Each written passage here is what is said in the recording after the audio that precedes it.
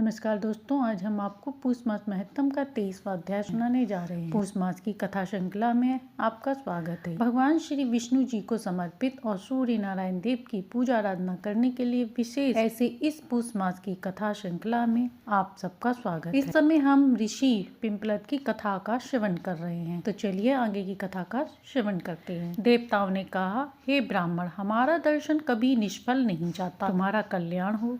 तुम्हारे मन में जो भी रुचिकर लगे ऐसा कोई वरदान हमसे मांग लो। यह सुनकर दुर्जय कर्मा ने देवताओं को भक्ति पूर्वक प्रणाम किया और उनसे वरदान मांगते हुए कहा, हे देवेश्वर, माता पिता के चरणों में मेरी उत्तम भक्ति सदा ऐसे ही रहे। मेरे माता पिता भगवान श्री कृष्ण के धाम में जाएं। यह सुनकर देवताओं ने कहा, विप्र, वह तुम्हारे माता पिता के भक्त तो हो ही, तुम्हारी उत्तम भक्ति और भी बढ़े। इस प्रकार कहकर वे सभी देवतागण स्वर्ग को चले गए। पिंपल ने भी यह महान और अद्भुत प्रत्यक्ष देखा और उसके बाद उन्होंने कुंडल पुत्र सुकर्मा से कहा, वक्ताओं में श्रेष्ठ परमात्मा का अर्वाचीन और प्राचीन रूप कैसा होता है? दोनों का प्रभाव क्या है? कृपया ये बताइए। तब सुकर्मा ने कहा, हे ब्राह्मण, मैं पहले आपको प्राचीन रूप की पहचान बताता हूँ। उसी से इंद्र आदि देवता और चराचर जगत मोहित होते हैं और ये जो जगत के स्वामी परमात्मा है ना, वे प्रत्येक व्यक्ति के अंदर उपस्थित और सर्वव्यापक हैं। उनके रूप को किसी भी योगी ने भी नहीं देखा। श्रुति ऐसा कहती है कि उसका वर्णन नहीं किया जा सकता। वे तीनों लोक के निवासियों के सारे कर्म देखते हैं। वे परम शांति प्रदान करने वाले हैं। वे व्यापक, निर्मल, सिद्धि, सिद्धायक और सबके नायक हैं। आकाश स्वरूप और अनंत हैं। व्यास और मार्कंड के स्वरूप को जानते हैं। अब मैं आपको भगवान के अर्वाचीन रूप का वर्णन करता हूँ। जिस समय संपूर्ण भूतों के आत्मा प्रजापति ब्रह्मा जी स्वयं सबका संहार करके श्री भगवान के रूप में उपस्थित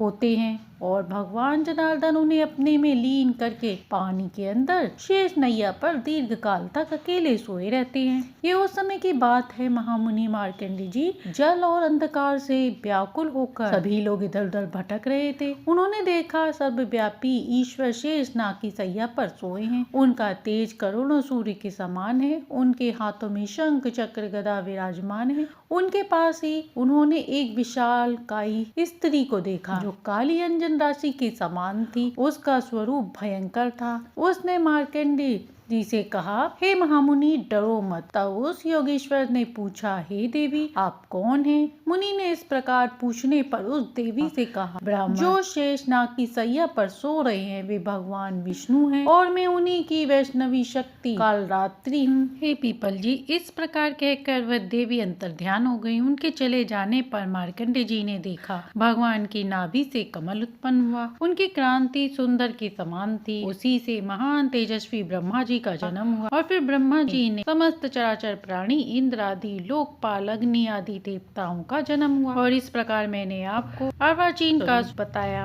अर्वाचीन रूप शरीरधारी हैं और प्राचीन रूप शरीर रहित हैं। अतः ब्रह्मा आदि संपूर्ण देवता अर्वाचीन हैं। ये लोग भी जो तीनों भुवन में स्थित हैं वे अर्वाचीन माने गए हैं। विद्याधर ने पूछा, सुब्रत, अर्वाचीन और प्राचीन स्वरूप के विद्वान हैं। तीनों लोक का उत्तम ज्ञान आपसे प्रवर्तन है, फिर भी मैं आप में तपस्या की पराकाष्ठ नहीं देखता। ऐसी दशा में आपके इस प्रभाव का क्या कारण है? कैसे आपको यह सब बातों का ज्ञान मिला? तब सुकर्मा ने कहा, ब्राह्मण, मैंने यजन, याज, धर्म, अनुष्ठान, ज्ञान, उपार्जन, तीर्थ सेवन ये कुछ भी नहीं किया। इसके सिवा और भी किसी शुभ कार्य, कर्म जनित पुण्य का अर्जन मेरे द्वारा नहीं हुआ। मैं तो स्पष्ट रूप से एक ही बात जानता हूँ और वह है माता पिता की सेवा। पिंपल मैं स्वयं ही अपने हाथ से माता पिता के चरण धोने का पुण्य कार्य करता हूँ। उनके शरीर की सेवा करता हूँ और उन्हें स्नान और भोजन कराता हूँ। प्रतिदिन तीनों समय माता पिता की सेवा में ही लगा रहता हूँ। जब तक मेरे माता पिता जीवित हैं तब तक मुझे इस अतुलनीय लाभ मिल रहा है और तीनों समय में शुद्ध भाव से अपने मन से उनकी पूजा कर सकता हूँ। मुझे दूसरी तपस्या से क्या लेना देना? तीर्थ यात्रा या अन्य पुण्य कर्मों से मेरा क्या प्रयोजन? जहाँ माता पिता रहते हैं वहीं पुत्र के लिए गंगा, गया और पुष्कर तीर्थ है। माता पिता की सेवा से पुत्र के पास अन्य अन्य पवित्र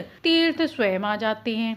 उनके ऊपर देवता और पुण्य आत्मा भी प्रसन्न होते हैं। पिता की सेवा से तीनों लोग संतुष्ट रहते हैं। जिस पुत्र ने तांबूल, वस्त्र, खान पान की सामग्री और पवित्र अन्न द्वारा भक्ति पूर्वक माता पिता का पूजन किया है वह सर्वज्ञ हो जाता है। हे द्विज श्रेष्ठ, माता पिता को स्नान कराते समय जब शरीर से जल के छींटे उड़कर पुत्र के अंगों पर पड़ते हैं उस समय से संपूर्ण तीर्थों में स्नान करने का फल मिल जाता है। यदि पिता पतित भूख से व्याकुल वृद्ध सब कार्यों में असमर्थ, रोगी और कोढ़ी हो गए हैं और माता पिता की भी ऐसी ही अवस्था हो, उस समय में भी जो पुत्र आपकी सेवा करता है उस पर निसंदेह भगवान विष्णु प्रसन्न होते हैं। वृद्ध माता पिता जब घर में उपस्थित हों उस समय जो पुत्र अपने पहले उन्हें भोजन कराए बिना स्वयं अन्न ग्रहण किए और घृत कीड़ा होता है, जो पुत्र कटु वचनों द्वारा माता पिता की निंदा करता है वह पापी बाघ की योनि में जन्म लेता है। जो अपने माता पिता को प्रणाम नहीं करता वह 1000 युगों तक कुंभी पाक नरक में निवास करता है। इसलिए महापरिजन क्षेम की चिंता में लगा रहता हूँ और इसी से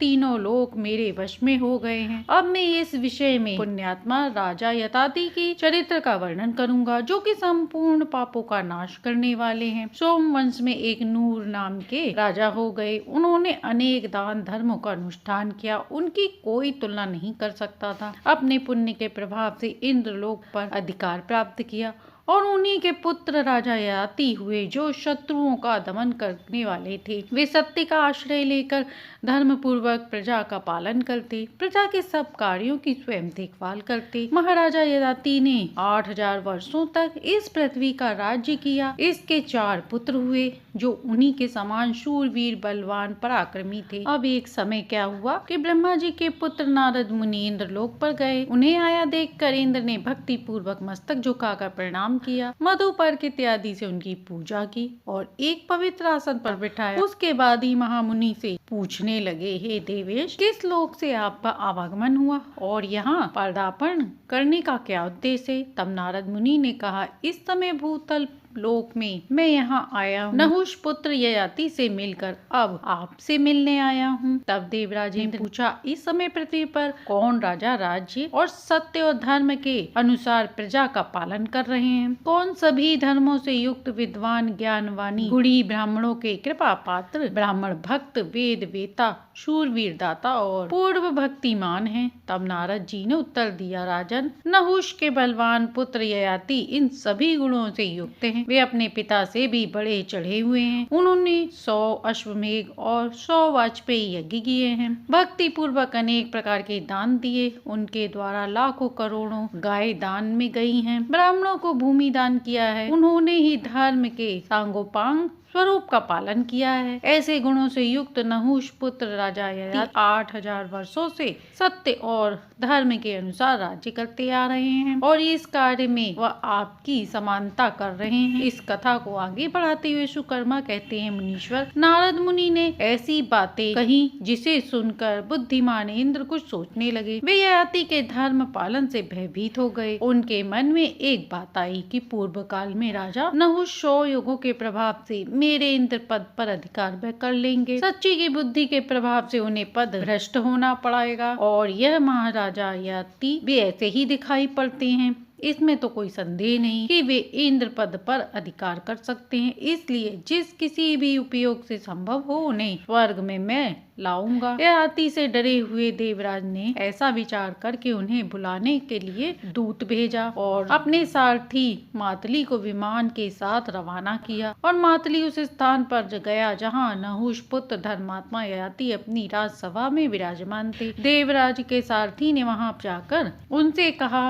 राजन, मेरी बात सुनिए। देवराज इंद्र ने मुझे इस समय आपके पास भेजा है। उनका अनुरोध है कि अब आप मुझे उनके पुत्र को राज सौंप दे और आज से ही इंद्रलोक को पधारें। वहाँ इंद्र के साथ रहकर आप स्वर्ग का आनंद लीजिए। तब राजा ययाति ने पूछा, मातली, मैंने देवराज इंद्र का कौन सा ऐसा कार्य किया है जिससे तुम ऐसी प्रार्थना कर रहे हो? राजा ययाति समझ नहीं पा रहे थे कि आखिरकार देवराजेंद्र उन्हें क्यों यहाँ बुलाना चाहते हैं। और फिर मातली ने उन्हें कुछ और बात बताई, और वो क्या थी वो हम सुनेंगे पुष्य महत्तम के अगले अध्याय में। तो इस प्रकार पुष्य महत्तम का 23वां अध्याय यहीं पर संपूर्ण हुआ। यदि महत्तम हमारा पसंद आया हो तो लाइक सब्सक्राइब करें।